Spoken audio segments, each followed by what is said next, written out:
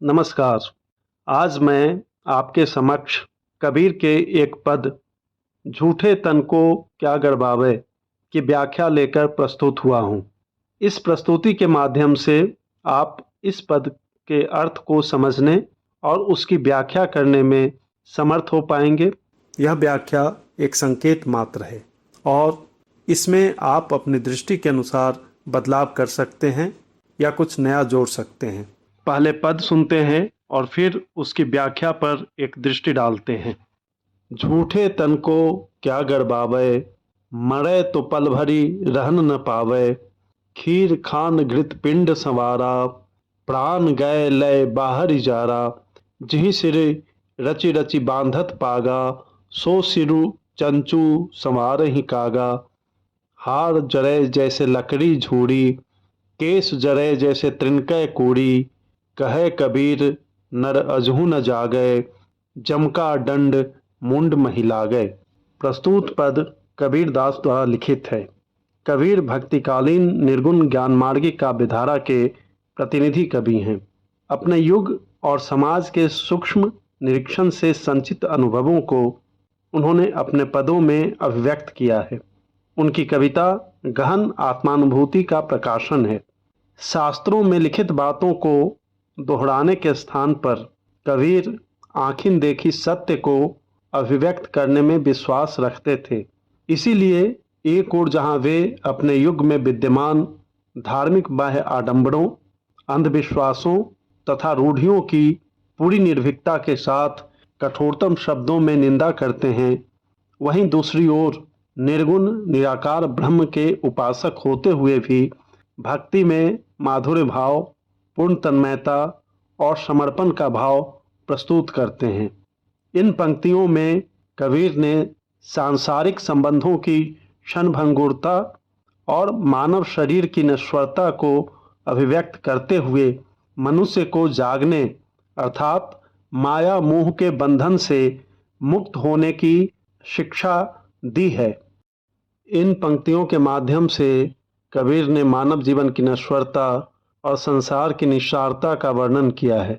कबीर दास कहते हैं कि मनुष्य जब तक जीवित रहता है तब तक वह गर्व से भरा रहता है, यह जानते हुए भी कि यह जीवन नश्वर है, मृत्यु एक शाश्वत सत्य है और इस शरीर को एक दिन नष्ट हो जाना है।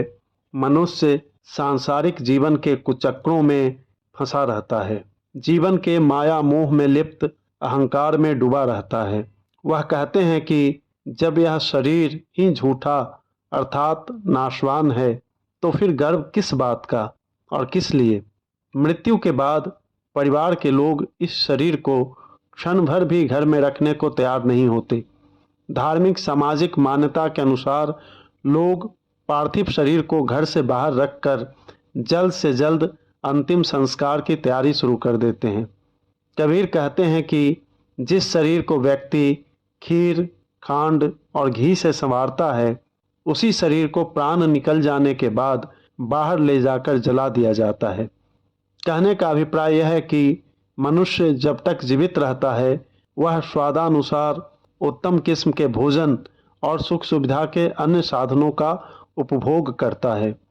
इन सुविधापूर्ण भौतिक सामग्रियों के द्वारा वह अपने शरीर को पोषित करता है, मजबूत बनाता है और अपने आप को सुखी मानता है। अपने शारीरिक बल, धन संपत्ति और अन्य संसाधनों पर वह गर्व करता है, लेकिन सब इसी संसार में रखे रह जाते हैं।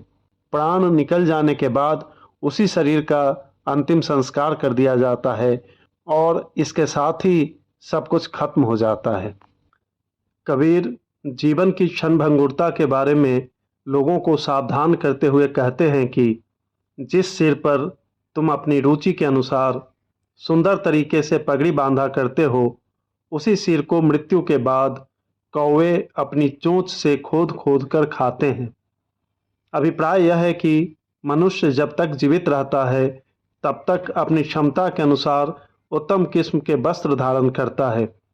मनुष्य अपने शरीर को ढकने के लिए अपनी रुचि के अनुरूप कपड़े पहनता है और उसका प्रदर्शन भी करता है, लेकिन अंततः मृत्यु सब कुछ नष्ट कर देती है। कबीर व्यक्ति के मन में निहित अभिमान भावना की निरर्थकता की ओर संकेत करते हुए कहते हैं कि अंतिम संस्कार में शरीर की हड्डियां सूखी लकड़ी की तरह और केश तिनकों के ढेर के समान जलकर भस्म हो जाते हैं। यह मानव जीवन की सबसे बड़ी सच्चाई है, लेकिन फिर भी मनुष्य अपने गर्भ में डूबा रहता है। कबीर कहते हैं कि यम अर्थात मृत्यु का डंडा लगने पर भी लोग नहीं जागते, माया मोह में पड़े रहते हैं। कवि के कहने का अर्थ यह है कि जीवन की नश्वरता का बोध होते हुए भी मनुष्य की आंखों पर माया मोह का पर्दा पड़ा रहता है और मनुष्य उससे मुक्त नहीं हो पाता। भौतिक सुखों में लिप्त मनुष्य उसी को सच मान बैठता है।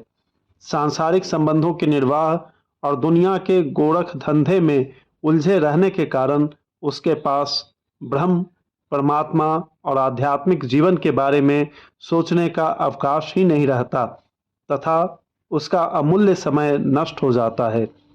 जीव की यह अज्ञानता उसे परम सत्ता का साक्षात्कार करने से रोकता है।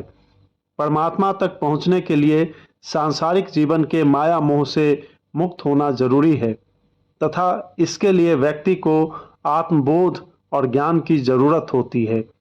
जीवन, जगत और सांसारिक संबंधों की क्षणभंगुरता का ज्ञान होने के बाद ही परमात्मा की विराटता और सर्वव्यापकता का बोध हो सकता है। लेकिन मनुष्य के मन में भोग विलासपूर्ण भौतिक जीवन की लालसा और कामना इतनी प्रबल होती है कि परम सत्ता के संबंध में सोचने तथा जानने की उसे फुर्सत ही नहीं होती। इसलिए कबीर लोगों को इस अवस्था से जागने अर्थात मुक्त होने के लिए कहते हैं। जागने का तात्पर्य शारीरिक रूप से नहीं होकर मानसिक रूप से है, जो आत्मज्ञान के स्तर पर होता है। परंतु जीवन के भोग विलास में डूबा रहने वाला सामान्य जीव यह नहीं समझ पाता और उसका जीवन ऐसे ही बीत जाता है। दूसरी ओर जिस व्यक्ति को यह ज्ञान प्राप्त हो जाता है वह परम सत्ता का साक्षात्कार और मोक्ष प्राप्त कर लेता है। कुल मिलाकर कबीर इस पद के माध्यम से आम लोगों को जीवन की नश्वरता के बारे में बताते हुए कहना चाहते हैं कि सारे सांसारिक संबंध तभी तक हैं जब तक इस शरीर में प्राण है। प्राण निकलते ही सारे संबंध समाप्त हो जाते हैं। दूसरी ओर परम सत्ता के साथ का संबंध है जो स्थायी है, क्योंकि प्राण निकलने के बाद आत्मा उसी में विलीन हो जाती है। इसलिए इस परम ज्ञान को समझते हुए व्यक्ति को जागृत हो जाना चाहिए और उस परमात्मा को पाने के लिए अपने अहम मन की तृष्णा और कामना को मारकर हृदय में ईश्वरीय प्रेम को जगाना चाहिए। इसी में मानव जीवन की सार्थकता है। अब कुछ विशेष बिंदुओं पर एक नज़र। इस पद में कबीर ने जीव को परमात्मा की ओर उन्मुख करने के लिए शरीर की नश्वरता का वर्णन किया है। इस कथन में लौकिक जीवन में संबंधों की क्षणिकता को व्यक्त किया गया है। निर्गुण भक्ति के अनुरूप वैराग्य भाव को व्यक्त किया गया है। अत्यंत सहज सरल भाषा शैली का प्रयोग हुआ है।